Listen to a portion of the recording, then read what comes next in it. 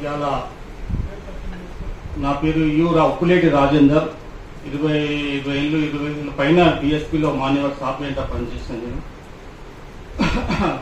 దాని తర్వాత బిఎస్పీలో కంటిన్యూ అయినాం మొన్నటి వరకు.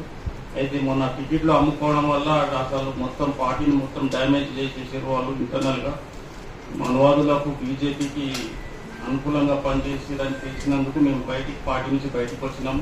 మా అంశ లక్ష్మణ్ సార్, రాష్ట్ర అధ్యక్షులైన అంశ లక్ష్మణ్ సార్ గారి ఆధ్వర్యంలో నేను యూనిఫామ్ తీసుకొని కంటోన్మెంట్ మన బై ఎలక్షన్లో పోటీ చేశాను. దాంట్లో మాకు సార్ మహమ్మద్ ఫరీదుద్దీన్ సార్ మన ప్రతి ఒక్కరు మనకు సార్ ఇంకా ప్రతి ఒక్కరు కూడా నాకు సహకరించారు. అయితే ఇవాళ మాన్యవర్ సాబ్ మేము జయంతి సందర్భంగా అయినా ఆ మాన్యుల ఆశయాలకు మనం పనిచేయాలి కాబట్టి ఇవాళ మా రాష్ట్రానికి చెందిన నాయకుడు, తండా నాయకుడు దాసరాం నాయక్ గారు జాతీయ నాయకుడు అధ్యక్షుడైనందుకు చాలా సంతోషంగా ఉంది. ఎందుకంటే పార్టీ గుర్తించింది, ఆయన కష్టాన్ని ఆయనను పార్టీ గుర్తించి ఆ స్థాయిలో తీసుకొచ్చింది. ఆయన నిరంతరం ప్రజల్లో ఉండి ఇవాళ నేను ఇప్పుడు ఆయన మీద పాట పాడింది మా అన్న అంజయ్. మామూలు విషయం కాదు, ఎందుకంటే ఉట్టిగా ఎవరు పాడరు. కాబట్టి ఆయన ఏ స్థాయిలో పనిచేసిండో ఆయన మన ముందు కంటి కనబట్టేట్టు ముందుగా చూపించిండు. కాబట్టి నేను ఇవాళ దాసరాం నాయక్ గారికి మా ప్రజల తరఫు నుంచి మా కంటోన్మెంట్ పూలే అంబేద్కర్ ఆశయాలను తన భుజాన్ని వేసుకొని తన జీవితాన్ని త్యాగం చేసి మన బహుజన రాజ్యాధికారం ముందుకు తీసుకెళ్లిన నాయకుడు ఈ దేశంలో ఉన్నారు. అంటే బహుజన నాయకుడు బహుజనులకు ఒక ప్లాట్ఫామ్, ఎస్సీ ఎస్టీ బీసీలకు ఒక ప్లాట్ఫామ్ తయారు చేసి బహుజన సమాజ్ పార్టీని తయారు చేసి 4 సార్లు మాయావతిని ముఖ్యమంత్రి చేసిన నాయకుడు ఎవరు ఉన్నారు భారతదేశంలో, మన మాన్యవర్ కాంశీరామ్ సార్. కాబట్టి ఆయన ఆశయాలు, ఆయన శిష్యుడే ఆయన వామన్ విశ్వం సార్. ఆయన ఆశయాలకి మనం పనిచేస్తున్నాం.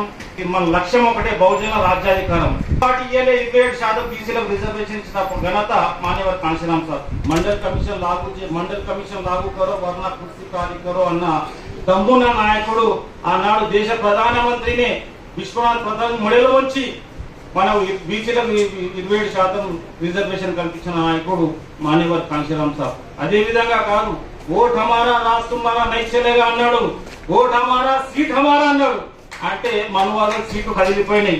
కాంగ్రెస్, బీజేపీ, కమ్యూనిస్ట్ పార్టీలు ఏకమై ఏం చేసినాయి, వాళ్ళందరూ ఏకమై ఈవీఎం మిషన్లు తెచ్చారు. ఈ మాన్యవర్ కాంశీరామ్ చేసుకుందామై మన సీట్లని మన సీట్లు మన మోస్టోలు, మన చెప్పులు మోస్టోలు ఇలా మన సీట్ల మీద కూర్చొనికి వచ్చారని వాళ్ళ భయానికి, మాన్యవర్ సాబ్ భయానికి ఈవీఎం మిషన్లు తీసుకొచ్చారు. అది మనకు తెలియదు.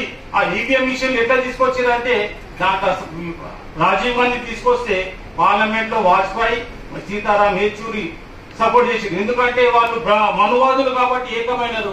మనం 90% ఉన్న బానిసల బతుకు చెప్పుకోనికే 90% ఉన్నాం, తెలంగాణలో 93% ఉన్నాం. అయినా కానీ బానిస బతుకులే. మనకు అవగాహన లేదు, అవగాహన లేదు. రాజకీయం అంటే తెలియదు, మనకు రుచి తెలియదు. రాజకీయ రుచి ఒకరికొకరు గుంజలాడ తప్ప ఏం లేదు.